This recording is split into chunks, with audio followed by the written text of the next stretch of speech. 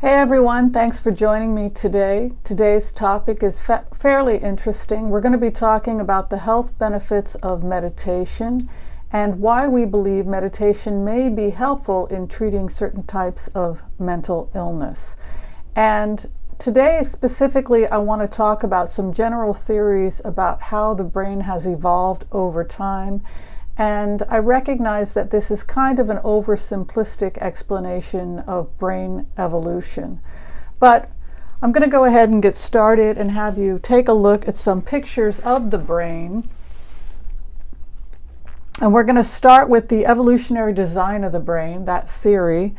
And specifically, we're going to be looking at something called the reptilian complex. And the reptilian complex is believed to be the most primitive centers of the brain. And in this general theory of the brain, we have to understand that there are really four distinct parts of the brain that we're going to be looking at when we look at human evolution, starting with the reptile or the reptilian brain. And this is the first part of the brain that we believe we have evolved and developed. It's a very ancient part of the brain. It's where the breathing centers, our ability to breathe. We need the reptilian brain in order to breathe and in order to engage in necessary functions to live. If we lost our reptile brain, we would cease to live. So the primitive emotions, the capacity to breathe most likely come from the reptile brain. What we learn from the reptile or from the snake brain, it even looks like a snake. If you take a look at it, you can see that early formation of the brain, and then it's extending out to the spinal cord. We're really seeing a snake. We're really seeing the early evolution of that part of the brain that was the snake, if you're looking at the pictures that I'm showing you right now. And that snake brain, what we learn from the snake brain is also what we see in snakes or reptiles. We also see, what we see in the snake brain is the first emotions, the sexual drive, the ability, the desire to reproduce. But we also learn from the snake brain what the first emotion or the guiding emotion is of human beings. And what we learn from the reptile brain is the early evolution of emotions. And the first emotion is fear. The ability of a snake to feel fear in order to survive, to retract from something that is seen as a threat to the survival of that reptile or that snake. So in a snake, feeling fear or the capacity to feel fear is the snake retracting. That is the retracting that a snake does in a state of fear. It's also what human beings do when we're in a state of fear. It's the fright or flight response where we pull back. Just like the snake, we pull back when we feel a sense of fear.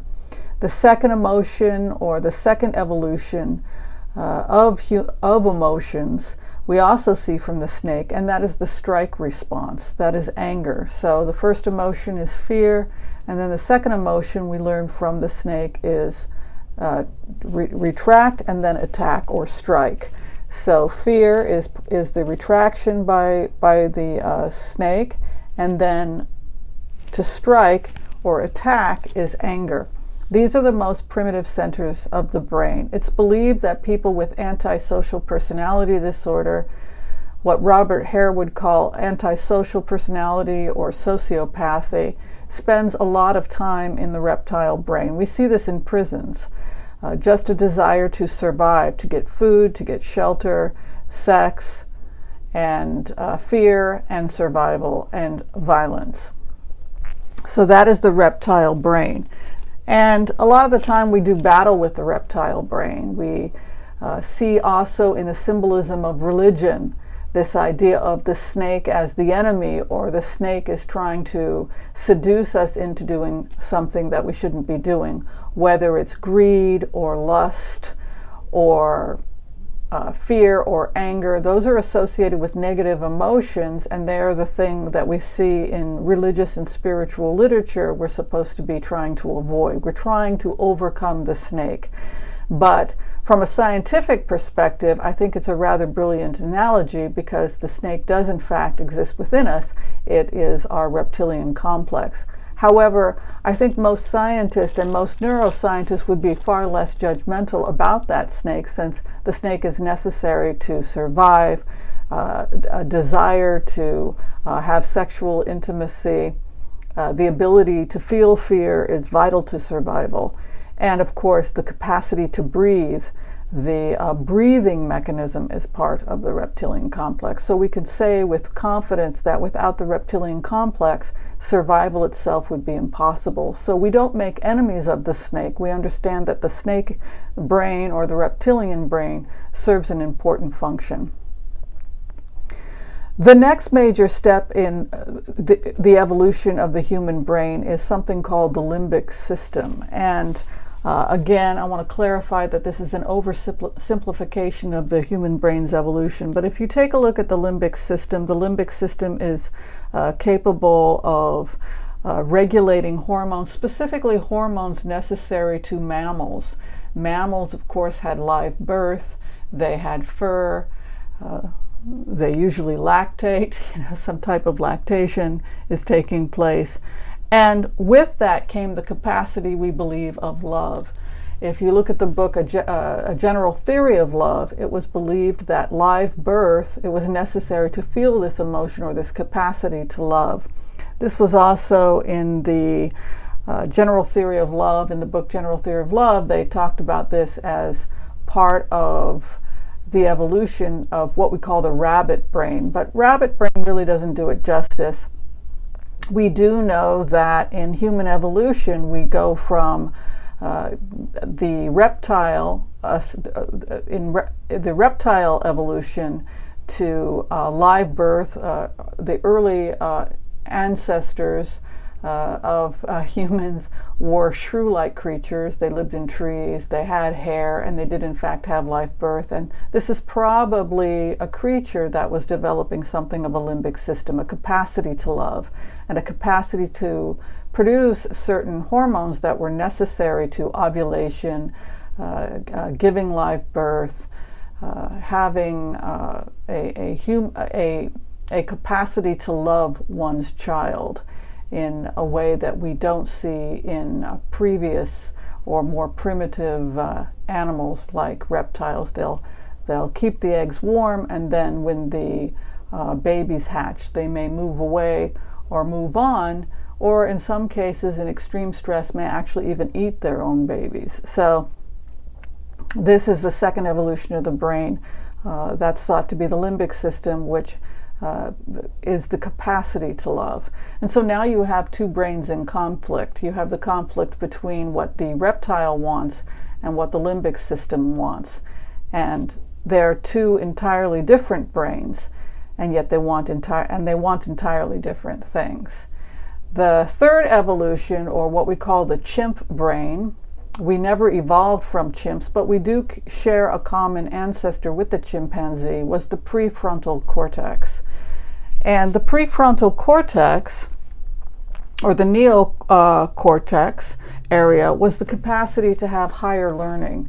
It was the ability to have more complex ideas and more executive function. Prefrontal cortex also appears to be the capacity to feel more complex emotions like shame, remorse, or understanding to some extent the consequences of one's actions.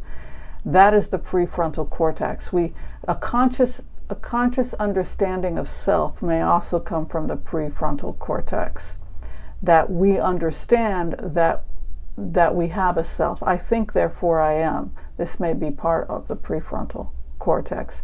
And then finally, the last part of the brain to evolve, or the fourth brain, was the frontal lobes. And this is the executive part of the brain that does know right from wrong, takes responsibility for one's actions, or the leadership part of the brain. And this is the human brain. It's the final evolution, and it's the thing that distinguishes humans from their previous ancestors. So now getting back to the conversation of why we think meditation may help or be constructive, particularly in people who suffer from depression, anxiety, post-traumatic stress disorder, and even some types of personality disorders commonly referred to as cluster B, or antisocial personality disorder, or sociopathy, or psychopathy, if you've been studying any of Robert Hare's work. And we believe it's because meditation quiets the brain and allows communication to happen between these four distinct, separate brains. By calming the brain, by quieting the brain, these various different aspects of the brain are able to work together, not in conflict, but together, and resolve complex challenges.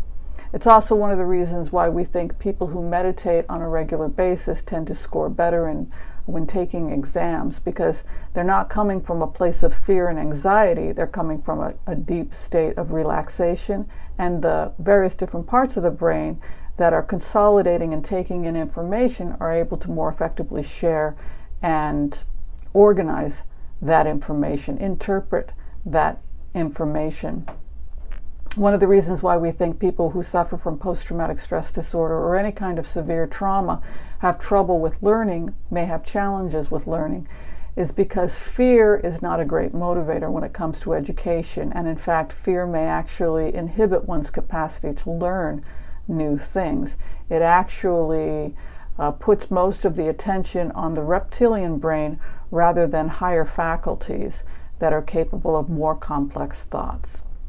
All right, so if you'd like to find out more about meditation, I can go ahead and put links below. There are several different types of meditation that have been clinically studied to be effective for anxiety and depression. Those include transcendental meditation. There's been some studies on that.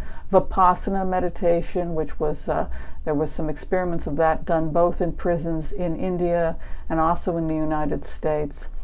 And there are other forms of meditation that have also been used for depression: Zen techniques in meditation and Tibetan techniques for meditation. So as I said, if you'd like to find out more about meditation, its effects on the brain, studies on brain health, or find some type of meditation that you can learn in your area, I will link all of that below. I want to thank you for watching this brief video. My name is Dr. Whimsy Anderson. If you'd like to make an appointment with a naturopathic doctor, I'm available here in Los Angeles and by telemedicine for general wellness coaching. I'll link all that information below. Thanks for watching and take care. Bye-bye.